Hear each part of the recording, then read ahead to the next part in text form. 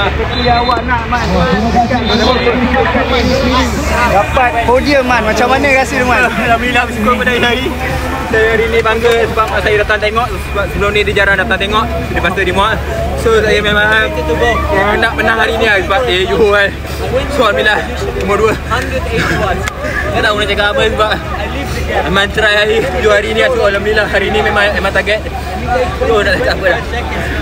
Man, tadi memang tekan habis-habisan 2 kilo tu hampir dekat dengan peloton dah tu Man. Apa awak rasa bila kena kejar dengan peloton tu dah melintasi garisan penamat tu Man? Sebab saya dah bekerja daripada awal, so saya tak mampu dan nak sprint. So Alhamdulillah saya terima nombor 2. Tak ada apa nak dibukakan. So saya cakap Alhamdulillah, terima kasih Johor support saya. Terima kasih tim taxi bagi saya peluang. Alhamdulillah, terima kasih semua.